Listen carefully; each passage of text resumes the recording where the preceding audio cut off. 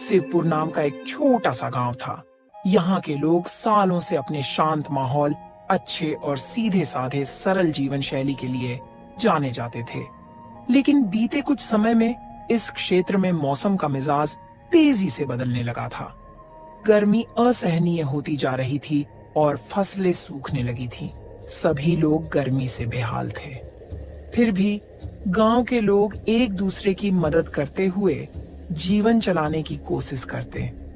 उसी गांव के कुछ दूरी पर पहाड़ी क्षेत्र में एक प्राचीन गुफा था, जहां एक वृद्ध साधु रहा करते थे। उनके बारे में कहा जाता था कि वे इंद्रियों पर नियंत्रण रखने वाले बड़े ही दयालु और अनुभवी साधु हैं। कुछ लोगों ने उन्हें साधु और कुछ ने फकीर भी समझा, लेकिन असल में वे एक व्यक्ति ही थे। उनका नाम महात्मा शिवानंद था, जो वर्षों से तपस्या कर रहे थे। वे अपने दिव्य तप से पहाड़ की उग्र जलवायु को भी सहन कर लेते थे। किंतु इस बार मौसम इतना विकराल रूप ले चुका था कि उनकी सहन शक्ति भी चूकने लगी थी। हे प्रभु, यह कैसी अग्नि परीक्षा है। मेरे शरीर की समस्त शक्ति मानो सूख सी गई है। इस भीषण गर्मी में भी मैंने सदा उपवास और साधना को ही अपना जीवन बना लिया है, पर अब शरीर जवाब दे रही है। गर्मी से साधु महाराज की हालत खराब होने लगी थी। गुफा के बाहरी हिस्से में सूरज की रोशनी इतनी तीव्र थी कि अगर कोई बाहर खड़ा होता तो कुछ ही देर में पसीने से लथपथ हो जाता। पहाड़ी इलाका में जो छोटे मोटे तालाब थे वह भी सूख चुके थे और वह पानी के बिना और भी तड़प रहे थे। ऐसे में साधु बाबा ने सोच लिया कि आज उनको किसी भी तरह गांव जाकर लोगों से सहायता लेना ही पड़ेगा। गुफा में अब और रुकना जीवन के लिए खतरा हो सकता है। सुबह का समय था, पर धूप इतनी तेज कि लगती थी कि मानो दोपहर हो गई है। साधु शिवानंद अपने शरीर को संभालते हुए धीरे धीरे पहाड़ से उतर रहे थे। उनकी चाल डगमग हो रही थी, कंठ सूख चुका था, पर मन में अभी भी उम्मीद थी कि गांव के लोग उनकी सहायता जरूर करेंगे। रास्ते में उन्हें एक चरवाहा मिलता है, जो अपनी भेड़ियों को पहाड़ पर चराने ले जा रहा था। अरे बाबा जी, आप इस भीषण गर्मी में कहाँ निकल कर जा रहे हैं? आपकी तबीयत तो ठीक है ना? हे बेटा, मुझे कुछ पानी की आवश्यकता है। बहुत कष्ट में हूँ। क्या तुम्हारे पास पानी है? चरवाहा असमंजस में पड़ जाता है। उसके पास भी सिर्फ एक छोटा सा पानी का मशक था, जो पूरे दिन उसके लिए काफी मुश्किल से चलता था। कुछ क्षण सोचने के बाद वह थोड़ा पानी साधु को दे देता है। बाबा, मेरे पास ज्यादा पानी नहीं है, पर जो है वह आपको दे रहा हूँ। आप गांव पहुँचे तो और लोगों से भी मदद मांग लेना। साधु को थोड़ी राहत मिलती है। उन्हें इस चरवाहे में उम्मीद की किरण दिखती है। साधु उसे आशीर्वाद देकर आगे बढ़ जाते हैं। जब साधु गांव के पास पहुंचते हैं तो देखते हैं कि गांव के पास में ही एक ही कुआं था, जो अब लगभग सूख सा गया था। गांव के लोग दिन भर उसका पानी निकालकर अपने अपने काम में लगा लेते थे। साधु शिवानंद जब गांव में दाखिल हुए तो सबसे पहले उन्हें तेज धूप ने इतना तपन दिया कि उनके गर्दन पर चमकती पसीने की बूंदें झलक आईं। गांव की गलियों से गुजरते हुए वे देखते हैं कि अधिकतर मकान मिट्टी के बने थे। कुछ बैल बेचैन होकर तड़फड़ा रहे थे। थोड़ी दूर जाने पर साधु को कुछ लोग दिखाई देते हैं, जो मिलकर एक सूखे तालाब की तलहटी साफ कर रहे थे। अरे शंभू भाई, लगता है ये गर्मी हमारी जान लेकर ही मानेगी। इतनी गर्मी, ऊपर से गर्म हवा शरीर को जला दे रही है। हाँ, तुम सही कह रहे हो, और हम कर भी क्या सकते हैं? गांव में सभी परेशान हैं। अब तो कुआं का पानी भी खत्म होने वाला है। अगर पानी खत्म हो गया तो हम सब पानी के बिना तड़प तड़प कर मर जाएंगे। हे भक्तों, क्या कोई मेरी सहायता कर सकता है? मुझे पानी की अत्यंत आवश्यकता है। और यदि कुछ छाया या विश्राम का स्थान मिल जाए तो मैं आपका आभारी रहूंगा। ग्रामीणों ने उन्हें देखा पर कोई खास उत्सुकता नहीं दिखाई। उन्हें लगा कि यह कोई साधु या भिक्षुक होगा जो भीख मांगने आया है। बाबा, अपने लिए पानी जुटाना इस समय हमारे लिए भी मुश्किल हो रहा है। हम खुद यहाँ सूखे तालाब की सफाई कर रहे हैं ताकि बरसात आए तो पानी संग्रहित कर सकें। ऐसा नहीं है कि हमारे पास कोई भंडार है जिसे हम लुटा दें। मैं समझ सकता हूँ बेटा, पर मेरी दशा बहुत दयनीय है। मैं पहाड़ से नीचे आया हूँ, गुफा में रहता था। अब इस अत्यधिक गर्मी के कारण मेरा शरीर साथ नहीं दे रहा। सिर्फ कुछ घूंट पानी और थोड़ा विश्राम दे दो। साधु महाराज को इतना कहने पर भी कोई उनको एक गिलास पानी तक नहीं दिया। फिर वह आगे बढ़ते हैं।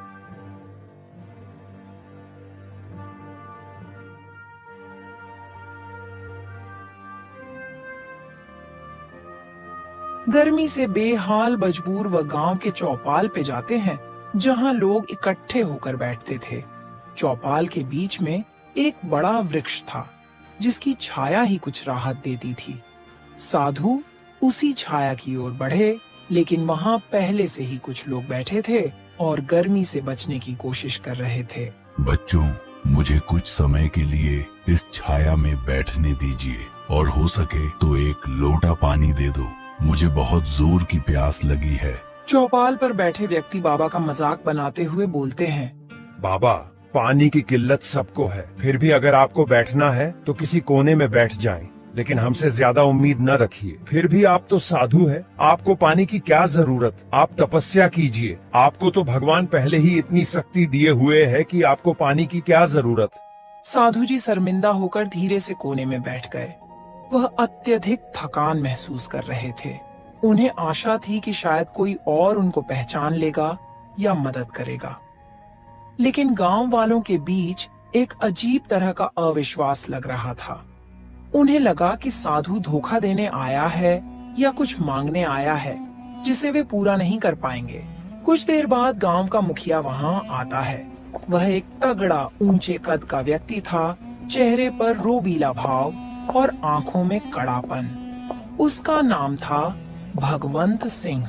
साधु, मैंने सुना है कि आप गुफा में रहते हैं और अब गांव में आकर मदद मांग रहे हैं। यह गांव कोई आश्रम नहीं है कि यहाँ साधु संतों का निशुल्क पालन पोषण होगा। जिस प्रकार हम अपने परिश्रम से जीवन चलाते हैं, वैसे ही आपको भी कोई उपाय ढूंढना होगा। साधु जी ने असहायता से उसकी ओर देखे और कमजोर आवाज में बोले, बेटा, मैंने जीवन भर तपस्या की है, किसी से मांगा नहीं, पर आज तन की कमजोरी मुझे कमजोर कर रही है। क्या इस संसार में करुणा नाम की कोई चीज नहीं बची?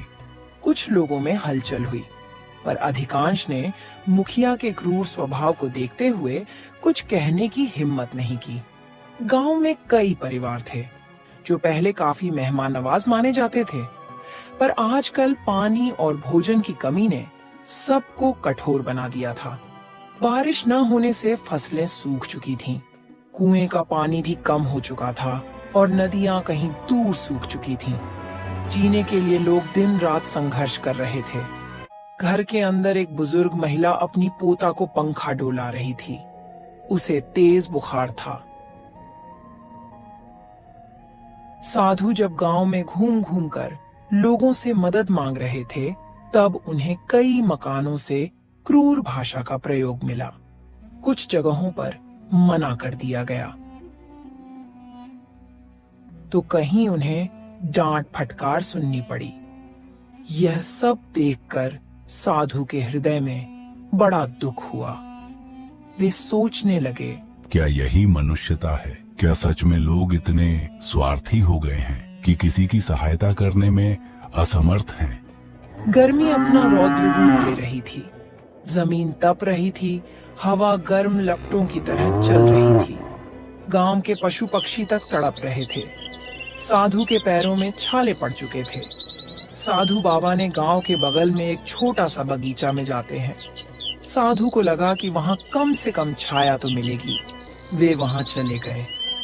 बगीचा में उन्हें एक युवा लड़की दिखाई दी जो सूखी लकड़ियों का गट्ठर उठाए हुए थी। वह भीषण गर्मी में भी काम करने की कोशिश कर रही थी। बेटी, क्या तुम मुझे एक लोटा पानी दिलवा सकती हो? मैं बहुत प्यासा हूँ। लड़की के चेहरे पर दया का भाव था, पर वह भी असमर्थता जताती हुई बोली, बाबा, मैं आपको पानी जरूर देती, पर हमारे घर में भी पानी सीमित है। रोज कुएं पर जाकर लंबी लाइन लगानी पड़ती है, तब कहीं 1-2 मटकी भर पाती हूँ। माफ कीजिए, मुझे डर है कि घर के लोग नाराज ना हो जाए। इतना कहकर वह वहाँ से चली गई। साधु को समझ आ गया कि गांव के लोग इस समय अपने अपने संकट से घिरे हुए हैं और उनका हृदय भी सूख गया है, जैसे इन खेतों और तालाबों का पानी सूख गया हो। फिर भी साधु ने बगीचे के एक कोने में बैठकर आखिरी बार प्रार्थना की, हे प्रभु, यदि कोई चरम पर हो तो दया का अंकुर फूटना चाहिए, किंतु यहाँ तो मानवता ही विलुप्त हो रही है। ऐसा क्यों?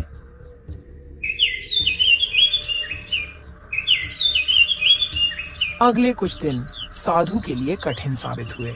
उन्हें पर्याप्त भोजन तो दूर, पीने को पानी तक नहीं मिला। तेज गर्मी में उनका शरीर ह्रास की ओर बढ़ रहा था।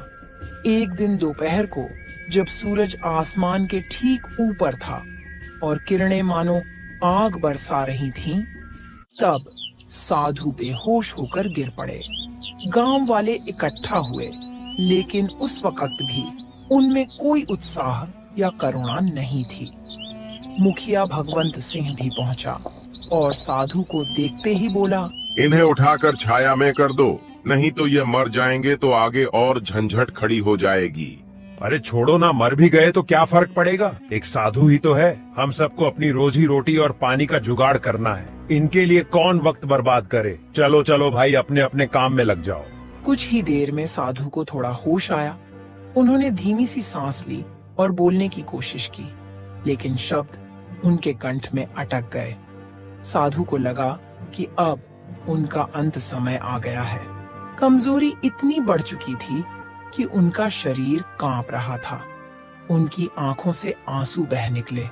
वह धीमी आवाज में भगवान को याद करते हुए बोले, हे राम, मैं अपने अंतिम क्षण में इन लोगों को अपनी ओर से क्षमा देना चाहता हूँ, लेकिन उनका हृदय इतना कठोर हो चुका है कि मैं चाहकर भी उन्हें क्षमा नहीं कर पा रहा। मेरे प्राण निकल रहे हैं, इसलिए मैं इन्हें श्राप देता हूँ कि इस गांव में दिन में इतनी भयानक गर्मी पड़ेगी कि लोग आग में झुलसेंगे और रात में इतनी भीषण सर्दी हो कि लोगों की हड्डियां कांप उठे। यही नहीं, यह चरम मौसम इनके जीवन में भय और बीमारी लाएगा जब तक ये लोग मानवता का पाठ न सीखें। इतना कहकर साधु ने अपने प्राण त्याग दिए। गांव वाले हक्के बक्के रह गए। कुछ को इस श्राप पर हंसी आई तो कुछ लोग निराश हुए। अरे भाई, यह मृतक साधु का श्राप कहाँ लगेगा? सब ढोंग ढकोसला है। चलो चलो, अपने काम में लग जाओ। यहाँ अपना टाइम खराब करने से क्या फायदा? साधु था, मर गया।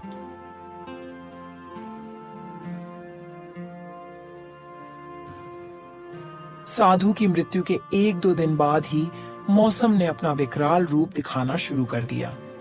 सूरज की गर्मी, जो पहले ही असहनीय थी, अब और भी प्रचंड हो गई। तापमान इतना बढ़ गया कि मिट्टी में दरारें पड़ने लगीं।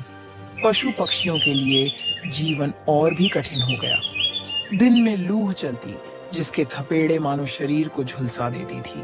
गांव वाले दिन में बाहर निकलने से कतराने लगे, पर रात होते ही हालात बिल्कुल उल्टा हो जाता।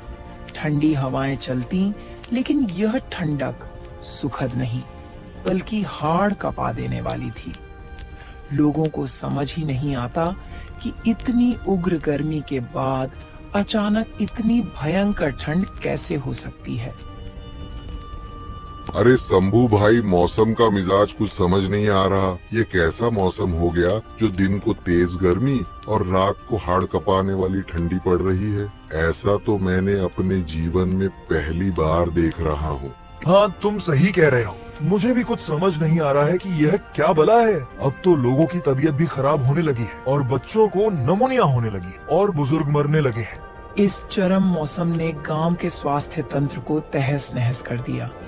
दिन में गर्मी और रात में निमोनिया या सर्दी जुकाम जैसी बीमारियां फैलने लगीं।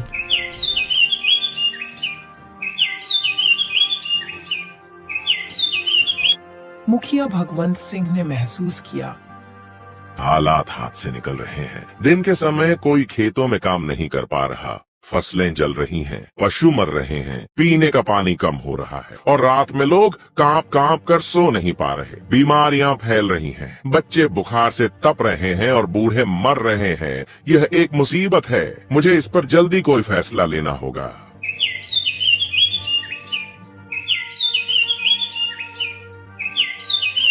अगले दिन मुखिया ने एक आपात बैठक बुलाई। गांव के सभी प्रतिष्ठित लोग और साथ ही आम ग्रामीण भी जुटे। सबके चेहरे पर चिंता और भय की लकीरें स्पष्ट थीं। यह स्थिति अब बर्दाश्त से बाहर हो रही है।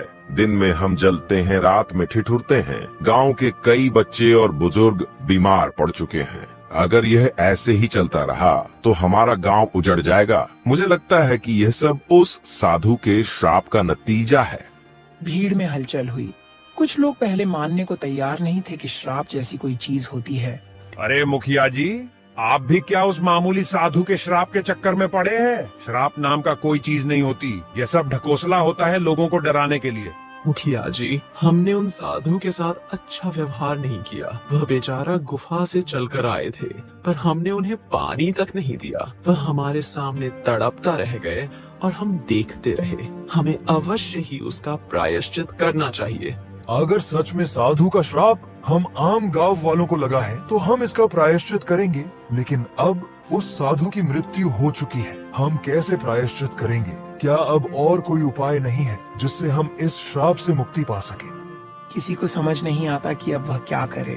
तभी बुढ़िया बोलती है, अगर सच में हमें इस श्राप से छुटकारा पाना है तो हमें गांव से कुछ दूरी पर एक झोपड़ी में वृद्ध आदमी रहते हैं। उनका नाम दादूराम है। वह बहुत जानकार और ज्ञानी है। हमें उनसे मिलना होगा। सभी लोग इस बात से सहमत होते हैं और उनके पास जाते हैं।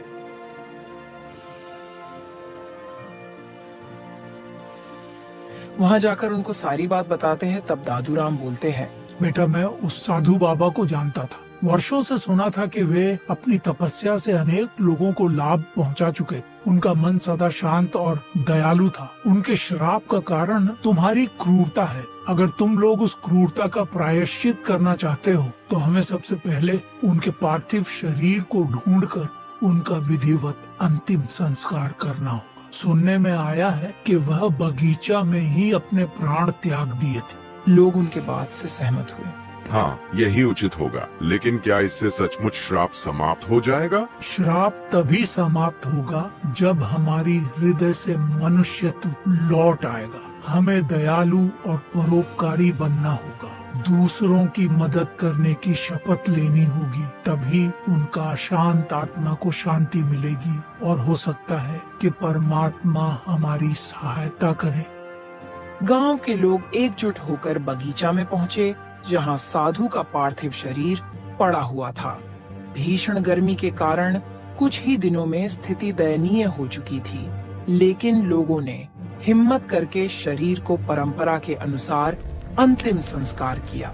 साधु का अंतिम संस्कार पूरे सम्मान के साथ किया गया। मन में सबके पश्चाताप के स्वर गूंज रहे थे। मुखिया अब बाबा से हाथ जोड़कर प्रार्थना किया, हे बाबा, हमें क्षमा करो। हमने आपके साथ जो दुर्व्यवहार किया उसके लिए हम सभी दोषी हैं। अब हम वचन देते हैं कि किसी भी जरूरतमंद को कभी निराश नहीं करेंगे। अगले कुछ दिनों में मौसम में थोड़ा बदलाव दिखने लगा। दोपहर की लू अब भी थी, लेकिन पहले जैसी भयानक नहीं। रातों की सर्दी भी कुछ कम हो गई। हालांकि अभी भी लोगों को सावधानी बरतनी पड़ती थी। इस प्रकार गर्मी का श्राप न सिर्फ एक घटना बनकर रह गया, बल्कि आने वाली पीढ़ियों के लिए एक सीख भी बन गया। इस कहानी से हमें यह संदेश ग्रहण करना चाहिए कि आवश्यकता पड़ने पर किसी भी असहाय की सहायता अवश्य करनी चाहिए। तपस्वी साधु की मृत्यु व्यर्थ नहीं गई। उनके श्राप ने पूरे गांव को बदल दिया और उन्हें मनुष्य होने का सही अर्थ समझा दिया। एक समय की बात है, एक समृद्ध और विशाल राज्य में एक वृद्ध राजा रहते थे। राजा की दूसरी शादी हुई थी। राजा की पहली पत्नी का देहांत कुछ दिन पहले ही हो गया था। पहली पत्नी से राजा को एक बेटा हुआ था, जिसका हृदय अत्यंत कोमल, दयालु और नेक था। राजा ने दूसरी शादी की थी, लेकिन उसकी दूसरी पत्नी भीतर ही भीतर जलन और लालच हर पल उसके मन में घूमता रहता था। रानी का मन इस बात से भर गया था कि जब उसका अपना पुत्र जन्म लेगा तो सौतेला बेटा उसके बेटे के विरुद्ध आधे हिस्से का दावा करेगा। इस सोच ने रानी के दिल में कड़वाहट और दगाबाजी के भावों को जन्म दे दिया था। देखो तो सही, ये सौतेला बच्चा कैसे इतना मीठा बोलता है, पर मुझे चिंता है कि जब मेरा बेटा जन्म लेगा तो उसका आधे का हिस्सेदार हो जाएगा। मैं अपने ही बेटे का भविष्य खराब नहीं करना चाहती, मुझे कुछ करना चाहिए। उसकी आंखों में क्रोध और लालच की चमक झलक रही थी। उसी शाम रानी ने अमन के लिए आदेश जारी किया। अमन, तुम आज से मेरे नौकर बनकर रहना। महल के कामकाज में मेरी सहायता करो, और अगर तुम अपना कार्य ठीक से नहीं करोगे तो तुम्हें दंड भी भुगतना पड़ेगा। और सुनो, यह सब बात तुम महाराज से मत बताना। अगर तुमने महाराज से बताया तो तुम्हें उल्टा लटका के मारूंगी। माँ, मैं हमेशा आपकी सेवा करने के लिए तैयार हूँ। आखिर आप मेरी प्यारी माँ हो। माँ की सेवा नहीं करूँगा तो किसका करूँगा? अमन की मासूमियत में रानी ने नफरत का बीज बो दिया। रानी ने उसे रोज कठोर मेहनत के काम में लगा दिया करती और उसे ठीक से भोजन भी नहीं देती थी। अमन अपनी मासूमियत में बिना किसी शिकायत के सभी आदेश मानता था। समय बीतता गया। रानी के मन में और भी कठोर विचार उमड़ने लगे। वह सोचने लगी, क्यों न अमन को हमेशा के लिए इस दुनिया से मिटा दिया जाए, ताकि भविष्य में मेरे आने वाले बेटे का पूरा अधिकार सुरक्षित रह सके और पूरा राजपाट मेरा अपने बच्चे का हो सके। रानी के मन में अमन को हमेशा हमेशा के लिए रास्ते से हटाने के लिए षड्यंत्र रचने लगी थी। तभी रानी की एक करीबी सलाहकार वसुंधरा वहां आई। वसुंधरा, मुझे एक योजना सुनानी है जिससे मैं अमन को हमेशा के लिए इस दुनिया से दूर कर सकती हूँ। अगर वह इस दुनिया से चला जाता है तो मेरा जन्म लेने वाला बेटा बिना किसी रुकावट के राज्य का उत्तराधिकारी बनेगा। महारानी, क्या आप वाकई ऐसा कर सकती हैं? अमन तो बहुत मासूम है। इस प्रकार की अनहोनी आप सोच भी कैसी सकती है महारानी जी? महाराज अमन को अपने दिल का टुकड़ा समझते हैं। आप अमन पे कुछ तो दया करो। देखो वसुंधरा, मुझे कोई दया नहीं लगती उस मनहूस पर। यह राज्य मेरे बेटे का होना ही चाहिए, और यदि अमन जिंदा रहा तो उसका आधा हिस्सा मेरे बेटे का हक से चला जाएगा। वसुंधरा रानी को समझाने की कोशिश करती है, लेकिन रानी उसकी एक न सुनी। इस प्रकार रानी ने एक षड्यंत्र रचने का निश्चय कर लिया। उसने एक बलवान सैनिक वीरेंद्र को अपने पास बुलाई और उससे बोली, वीरेंद्र, तुम्हारी शक्ति और निष्ठा मेरे काम आएगी। मेरे पास एक विशेष कार्य है तुम्हारे लिए, जिसे करने के लिए मैं तुम्हें नियुक्त कर रही हूँ। आपका आदेश मेरे लिए हमेशा सबसे महत्वपूर्ण रहा है। कृपया बताइए महारानी जी, मैं क्या कर सकता हूँ? तुम अमन को खत्म कर दो, मगर ध्यान रहे यह मौत महज एक हादसा लगे। किसी को संदेह तक नहीं होना चाहिए कि यह कोई साजिश थी। वीरेंद्र इतनी बात सुनकर डर जाता है। वह सोचता है कि छोटे राजकुमार को मारने की बात रानी कह रही है। वह हिचकिचाते हुए बोला, महारानी, यह कार्य मेरे लिए अत्यंत कठोर है। अमन तो एक निर्दोष बच्चा है। महाराज अमन से बहुत प्यार करते हैं। अगर यह बात उन्हें मालूम होगा तो वह सबको सूली पर चढ़वा देंगे। अगर तुम उस दुष्ट अमन को खत्म नहीं करोगे तो मैं तुम्हें झूठे इल्जाम में सजा कर तुम्हें सूली पर चढ़वा दूंगी। तुम्हें मेरे आदेश का पालन करना होगा। वीरेंद्र, तुम्हें न तो दया करनी है और न ही मना करना है। यदि तुमने नहीं किया तो मेरे क्रोध का सामना तुम्हें करना पड़ेगा। वीरेंद्र डर जाता है। और रानी के आदेश का पालन करने का निश्चय करता है। हालांकि उसके मन में भय और दुविधा उमड़ रही थी, मगर वह कुछ कर नहीं सकता था। अगर वह राजा से कहता तो उसे रानी उसे बेमौत मरवा देती। वह चिंतित था। कुछ दिन बीतता है। फिर एक दिन राजा अपने पुत्र से पूछता है, पुत्र, मुझे लगता है कि तुम आजकल बहुत उदास लग रहे हो। क्या बात है? कुछ दिक्कत है तो बताओ। कुछ नहीं पिताजी, बस माँ की याद आ रही थी। अरे पुत्र, तुम्हारी दूसरी माँ तो है ना, वह तुझे बहुत प्यार करती है। वह तुम्हें अपने जिगर का टुकड़ा मानती है। तभी रानी वहाँ आती है और झूठी प्यार दिखाते हुए बोलती है, अरे मेरे प्यारे पुत्र, तुम कहाँ थे कब से? मैं तुम्हें ढूंढ रही हूँ। तुम्हारे लिए मैं बहुत अच्छा पकवान बनवाई हूँ, चलो खा लो। तुम सुबह से कुछ नहीं खाए हो, देखो तो कितना कमजोर हो गए हो तुम। राजा इतनी बात सुनकर बहुत खुश होते हैं। वह सोचते हैं कि मेरी दूसरी पत्नी मेरे बेटे की कितनी ख्याल रखती है। इसी तरह दिन बीतते। फिर एक दिन रानी सैनिक से कहती है, वीरेंद्र, इस अमन का खेल कब खत्म करोगे? कई दिन बीत गया, इसी तरह रहा तो वह धीरे धीरे बड़ा समझदार हो जाएगा, तो उसे मारने में दिक्कत हो जाएगा। महारानी, इस समय सारे सैनिक, मंत्री और प्रजा जन महल में हैं। मैं किसी सुनसान दिन का इंतजार कर रहा हूँ, क्योंकि अगर कोई देख लेगा तो हम लोग फंस जाएंगे। तो देर किस बात की? कल महाराज और मंत्री और सभी सैनिक दूसरे राज्य में कुछ सुनवाई के लिए जा रहे हैं। क्यों ना तुम कल ही सारा काम खत्म कर दो? ठीक है महारानी जी, आपकी जैसी इच्छा। फिर अगले दिन जब सूर्य की किरणें भी उदास लग रही थीं, तब वीरेंद्र ने अमन की निगरानी में लग गया। वह जानता था कि उसे आज अमन को इस दुनिया से खत्म करना है। अमन हमेशा की तरह महल के कार्यों में लगा हुआ था, बिना किसी शंका के। वीरेंद्र अमन को देखकर अपने मन में सोचता है, हे भगवान, यह मैं क्या करने जा रहा हूँ? इस निर्दोष बच्चा को कैसे मार सकता हूँ मैं? पर महारानी का आदेश सबसे ऊपर है, नहीं तो महारानी अनर्थ कर देंगी।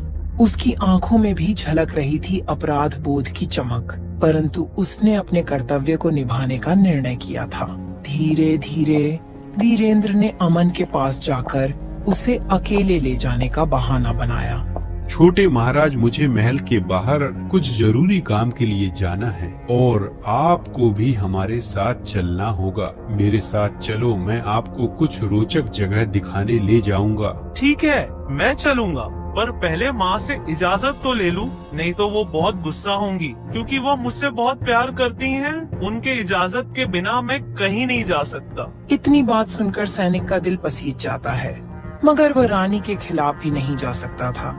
वह दुखी मन से अमन को कहता है, अरे छोटे महाराज, रानी साहिबा ही बोली हैं तुम्हें घुमाने के लिए। चलो मेरे साथ, तुम्हें आज कुछ अद्भुत जगह दिखाऊंगा। ठीक है, चलो मैं चलूंगा, पर मेरा दिल कहता है कि मैं पहले माँ से पूछ लूं, उसके बाद मैं चलूंगा।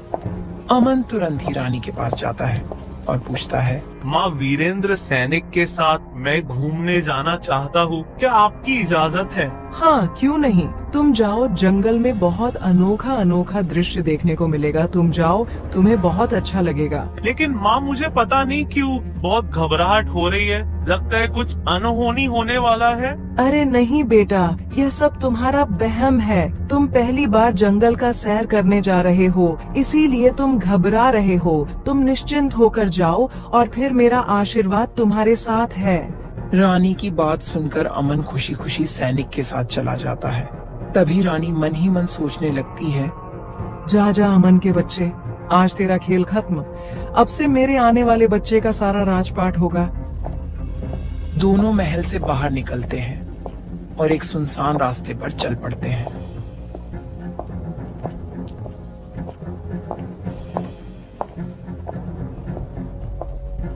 जाते जाते बीच जंगल में वीरेंद्र ने अपना तीरंदाजी धनुष निकाल लिया और अचानक अमन पर वार कर देता है। तीर लगते ही अमन खून से लहूलुहान हो गया। वह चोटिल हालत में आश्चर्य से सैनिक से पूछता है, हे प्रिय सैनिक, तुमने मेरे साथ ये क्या किया? तूने मुझे क्यों मारा? मुझे क्षमा करना छोटे महाराज, मैं मजबूर था। यह सब षड्यंत्र महारानी का था। भगवान तुम्हारी आत्मा को शांति दे। सैनिक को इतना कहते ही अमन का छोटा जीवन उसी क्षण खत्म हो गया। वीरेंद्र ने अमन के शरीर को एक गहरे जंगल के कोने में फेंक दिया ताकि कोई भी इस षड्यंत्र का पता न लगा सके।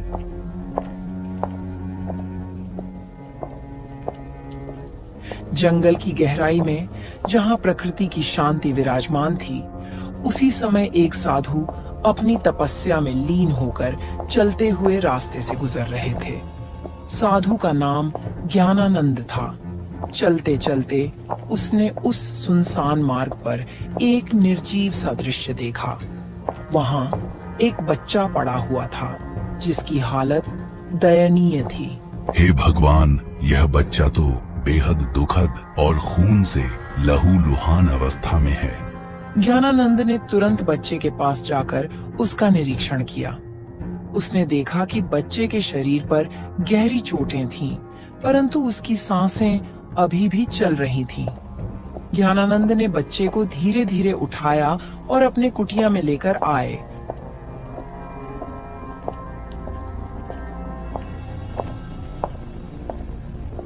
और ज्ञानानंद ने बच्चे का उपचार करना शुरू किया, उसे औषधियां दी और धीरे धीरे उसकी हालत में सुधार आने लगा।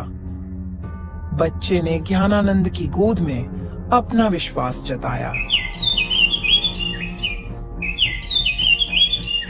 ज्ञानानंद ने बच्चे को आकाश का नाम दिया, जैसे कि वह पुनर्जन्म प्राप्त कर रहा हो। हे बच्चा, तुम चिंता मत करो, अब तुम्हें मेरे संरक्षण में सुरक्षित जीवन मिलेगा। इधर जब राजा को पता चला कि उनका बेटा अमन महल से गायब है, तो वह पागल से हो गए और अमन को खोजने का सख्त निर्देश दिया। रानी झूठे आंसू बहाकर अमन के लिए दुखी थी। अरे सैनिकों, जल्दी मेरे बेटे को खोजो। आखिरकार कौन है जो मेरा दुश्मन है, जो मेरे बेटे को अगवा कर लिया है? कुछ वर्ष बीतते हैं। जब आकाश बड़ा होता है, तब समय के साथ ज्ञानानंद ने आकाश को साधु की शिक्षा दी।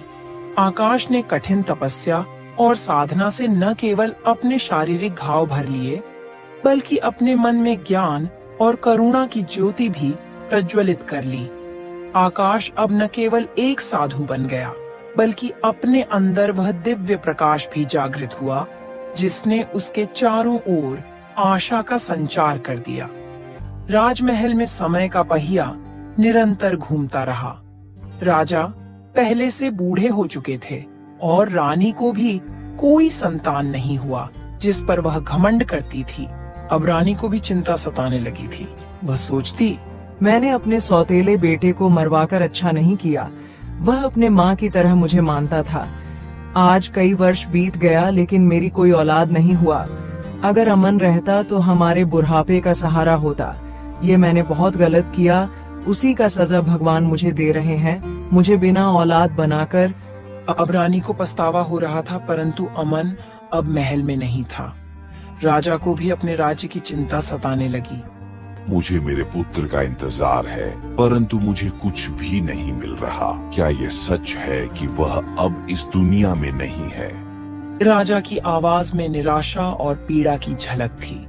दिन बीतते गए और राजा की सेहत में लगातार गिरावट आती गई।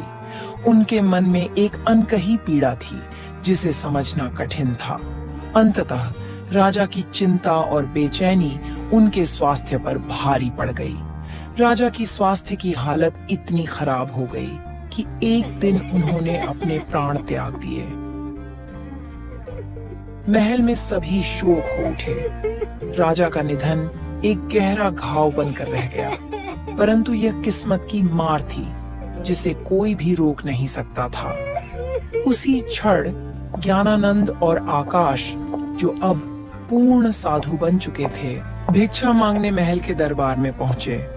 महल के दरबार में सभी लोग राजा के निधन पर शोक मना रहे थे। हे दरबार के लोग, यह क्या हुआ? किसका निधन हो गया है? दरबार के लोग साधु की बातें सुनकर उनसे सारी बात बताते हैं। क्या बताऊं बाबा, इस राजमहल में अनर्थ हो गया। यह जिसका निधन हुआ है, यह एक राजा थे। उनका एक ही बेटा अमन था जो पता नहीं कहाँ खो गया। उसी के चिंता में राजा की तबीयत खराब होने के कारण आज उनकी मृत्यु हो गई। हे बाबा, यह बताओ कि राजा का निधन किस प्रकार हुआ। ऐसा प्रतीत होता है कि उनके मन में असीम पीड़ा थी। राजा का निधन सिर्फ शारीरिक रोग के कारण नहीं हुआ। उनके मन पर अटकी निराशा, अविश्वास और अन्न देखी पीड़ा ने भी उन्हें तोड़ दिया। बहुत समय पहले की बात है, राजा का एक ही संतान अमन था। वह करीब 10 साल पहले कहीं लापता हो गए। तब से राजा दुखी रहने लगे थे और उनकी आज मौत हो गई। बुजुर्ग की इतनी बात सुनकर साधु ज्ञानानंद समझ जाते हैं कि आकाश को ही उन्होंने कई साल पहले जंगल से घायल स्थिति में उठाकर अपनी कुटिया में लाए थे। फिर साधु महाराज अमन को आकाश का नाम दिया था। साधु ज्ञानानंद ने रानी से पूछते हैं, महारानी, क्या आप हमें बता सकती हैं कि राजा का निधन कैसे हुआ है? रानी, जो अब अकेली और पीड़ा में डूबी हुई थी, उसकी आंखों में चिंता और भय साफ झलक रहे थे। वह धीरे से बोल पड़ी, सच तो ये है कि मैंने ही अपने सौतेले बेटे अमन के साथ अन्याय किया। मैंने उसे अत्याचार में डाला और आज्ञा दी कि उसे मार दिया जाए। अगर मैंने उसे मरवा दिया होता तो मेरे जन्मे हुए बेटे को संपूर्ण राज्य का उत्तराधिकारी बनना निश्चित हो जाता, परंतु नियति का खेल कुछ और ही था। दरबार में एक घबराहट फैल गई। सबको समझ में आ गया कि रानी के लालच और जलन ने किस कदर राज्य में दुख और विनाश फैला दिया था। महारानी, क्या तुम जानना चाहती हो कि अमन इस समय कहाँ है? हाँ बाबा, अगर मेरा बेटा जीवित होगा तो मैं भगवान का शुक्रगुजार रहूंगी। मैं कई वर्ष पहले अपने तपस्या में लीन होकर जंगल के रास्ते जा रहा था। तभी मुझे एक मासूम सा बच्चा खून से लथपथ जमीन पर पड़ा हुआ मिला। मैंने उसे उठाकर अपनी कुटिया पर ले गया और उसका इलाज किया। कुछ दिन के बाद वह बिल्कुल सही हो गया और वह बच्चा यह प्रकाश है। इसका नाम मैं अमन से प्रकाश रख दिया था। यह अब एक साधु बन गया है। इतना कहते ही रानी और वहाँ के सभी लोग समझ गए कि अमन एक साधु बन गया है। रानी रोते हुए बोलती है, अरे मेरे बेटे, मुझे माफ कर दो। मुझसे बहुत बड़ी गलती हो गई। मैं अपने लालच और स्वार्थ के लिए तुम्हें मरवाना चाहा। अब मुझे इसकी सजा मिल रही है। मुझे क्षमा कर दे बेटा। देख रहा है बेटा, तुम्हारे पिताजी तुम्हारा इंतजार करते करते इस दुनिया को छोड़कर चले गए। मत रो माँ, तुम्हें जो अच्छा लगा तुमने वह किया। तुम कल भी मेरी प्यारी माँ थी और आज भी हो। इस राज्य का प्रत्येक व्यक्ति यह सीख ले कि लालच और जलन केवल विनाश का कारण बनते हैं। हमें अपनी भावनाओं को संतुलित रखकर प्रेम और सहानुभूति की राह पर चलना चाहिए। मुझे क्षमा करो अमन बेटा, मुझसे बहुत बड़ी भूल हो गई। मुझे अपने किए पर पछतावा है। अब तुम्हारे पिता भी इस दुनिया से चले गए। अब इस राज्य को देखने वाला कोई नहीं है। अब तुम इस राजमहल की गद्दी संभाल लो। राजपाट और गद्दी का मोह जिस दिन त्याग दिया, उसी दिन सच्चा साधु बन गया माँ। अब मेरी लालसा सिर्फ परमात्मा की भक्ति में है, न कि सोने चांदी और सिंहासन में। बेटा, खोल दे यह साधु का वस्त्र और मेरे साथ रह। क्या तू अपने माँ को छोड़ देगा? देखना, मैंने जो किया उसकी सजा मुझे मिल गई। तेरे अलावा मेरी कोई संतान नहीं हुआ। अब तू मेरे पास रह जा। नहीं नहीं माँ, जो सच में साधु बनता है वह लोभ, मोह और इच्छाओं की बेड़ियां तोड़ चुका होता है। राज सिंहासन हो या जंगल की कुटिया, मेरे लिए दोनों बराबर है। गद्दी की चाहत तो उन लोगों में होती है जो सांसारिक सुखों में फंसे होते हैं। साधु का एक ही धन होता है, तप, त्याग और सत्य का मार्ग। अमन रानी की एक न सुना और अमन अपने पिता का अंतिम संस्कार कर देता है और वह और राजमहल से चला जाता है। रानी की आंखों में आंसू थे। वह देखती है कि मेरा बेटा बहुत दूर चला गया। सभी के आंखों में आंसू थे। रानी की इस स्वीकृति ने पूरे महल में एक गहरी मौनता फैला दी। लोग सोचने लगे कि कैसे एक इंसान के अंदर की जलन और लालच पूरी दुनिया को तबाह कर सकता है। लेकिन अब पछतावे की यह चुभन समय की धारा में खो गई थी। ज्ञानानंद और अमन के साधु स्वरूप ने लोगों को यह संदेश दिया कि जीवन में दया, प्रेम और क्षमा का महत्व कितना अधिक होता है।